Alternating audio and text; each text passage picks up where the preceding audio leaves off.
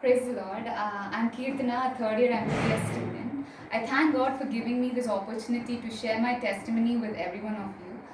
I was born and brought up in a Christian family where my parents and my relatives all are believers, and because of that, I started attending Sunday school from my very childhood. But in my from my fifth standard, we transferred to Bangalore because my daddy got a good job here, and from then on, I started attending Sunday school at Mispa Church. Here, I really like the Sunday school. The stories that aunties used to tell us, the songs we used to sing, the praises that we used to give to God. That was really nice. I really kind of right now I really miss that period of time. The stories were really nice that had made me to grow a lot of desire in my heart to know who Jesus really is, what who and to know more about Bible, what is in the Bible also. So and then and aunties in the Sunday class used to tell us about the quiet time. Initially, I used to not read my Bible, but later, when auntie told us about the importance of quiet time and having doing a quiet time regularly, changed my mind, and I started reading my Bible daily. And I can now tell you that having a quiet time in your day to day life is really very peaceful.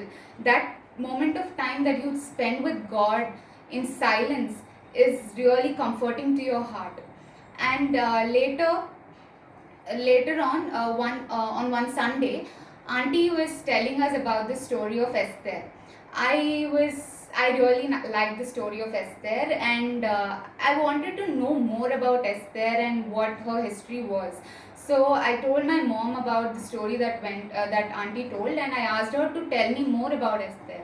So my mom came home and she read me the whole book, and she explained me what the whole story of Esther. And then I started. I really liked it, and I was like, how great is God. He made the Esther to find grace among the people, those cruel people. And how great is our God. He saved the Jews from the evil plan of Haman. So I was really so amazed by how God's plan was in the book of Esther. So on that day, I decided that if God is in my heart, even I can find grace in however the cruel the world is. And I also felt that how much ever evil tricks the man can make against me, God will help me to overcome them. So that day, I asked God to be in my heart, and I accepted God as my personal savior. And I accepted God as my personal savior in my seventh standard. And this was from this period onwards I started to be more dependent on God. And my parents also taught me to be more dependent on God. If I asked something, that I need something, they used to be like, ask God, He will provide, He is your provider. And in that way how I learned that I need to ask God anything first. And then I used to not be a good student, but later I asked God to put some wisdom into my head so that I can be a good student and get a good name in my teachers. And likewise, God never left my side, and He was with me, and He helped me in my studies. He made me a good student. And the periods, as the time passed by, in one of the vacation, we had been to Andhra to my grandmom's house. There were fasting prayer meetings. So my uncle was preaching there. He's also a God servant. He was preaching that you need complete surrender. You need to completely surrender. Complete surrenderance of yourself is needed before you baptize. So as I was thinking on getting baptized, I didn't know about this complete surrendering thing. So that day I learned that I need to surrender completely. And then I read my Bible, and God spoke to me through the chapter of through Acts chapter 9. This is a chapter where Saul is converted to Paul on his way to Damascus. God appears in the way and He opens his eyes.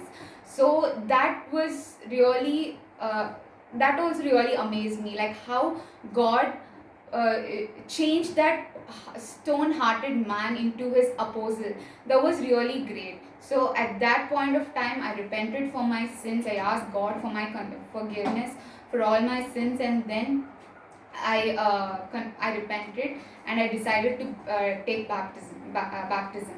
And I was baptized on 31st of July 2016 at Mispa Church by Satyaraj uncle. And the baptism promise that I got was according to Genesis chapter 31 verse 3, which says, I will be with thee. God was always with me and He is always with me. This promise, whenever I feel lonely, comforts me every time. Every time it comforts me. And I had this big dream of becoming a doctor. But I used to pray to God asking that I want to be a doctor. I don't know whether that's your will or not. But and I got I asked God for this. I asked Him whether that's your will or not. But that year was 2017 when I have to give my medical entrance exam. So New Year has come and it was time to take personal promises. I really cried so much. I asked God for His comforting hand to be with me because I don't know His will. He did not reveal it still to me. So, but then I prayed to God. I prayed so much, and then that night, He spoke to me through the verse Psalms chapter 20, verse 4, which goes like this. Grant you according to your own heart and fulfill all your plans. This says, like, it was so clear, like, grant you according to your own heart. He told He'll grant me my own heart desires. Then I was like, okay, God has given me the permission to be a doctor, and all that is needed is give an exam for it. So I gave the exam, the results were out, but I stood in the borderline. I may get a medical seat or I may not get a medical seat. I was really heartbroken. That time, even everyone prayed, Mispa, uncle, auntie, then all the believers at the church, my parents, my grandmom, my relatives, everyone prayed for me. And even my father was comforting, telling that, oh, don't worry about the fees, just keep praying and we'll go according to the will of God. So everything happened, the counselings were done, and I got a dental seat, which is not what I wanted.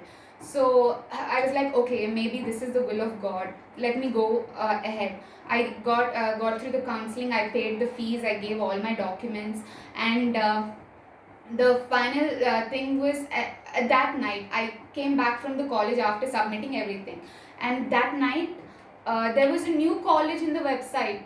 Like, it's a miracle. Like, it's a new college. We will. My batch is the second batch approved in that college. It was so miraculous. Like, and my father was like, "Don't delay. Just apply for it." So I applied, and I really thank God for that great miracle that He had done in my life. It is like a new college that is just made for me to make me study MBBS. These are the works of God. You can't tell it even in words. That day, my heart was filled with joy. I was jumping inside my heart, thanking God, praising God, for that great miracle.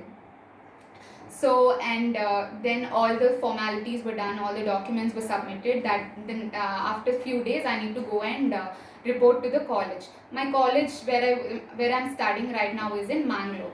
So that night, me and my daddy went going to Mangalore through bus. Like, and in the bus, I had this heavy heart. Like, God, I'm going. All the works are done, but I don't know whether it's your will or not. I'm really doubting whether to do this or not. Then that morning we went to Mangalore. There Samuel uncle and Beulah auntie escorted us, and that day I have this habit of reading the calendar verses. So as my heart was so heavy, I prayed, God, is it your will? Is it your will? Please let me know. Then God revealed He spoke to me through the verse. It was 5th September 2017, and God spoke to me through this verse, 2nd Chronicles, chapter 29, verse 11. It says, my sons, be not now negligent, for the Lord has chosen you to stand before Him. uh, this verse was there in the calendar. The Lord has chosen you, now be not negligent. That comforted me really well. And that day's promise was Haggai chapter 2, verse 23. Haggai chapter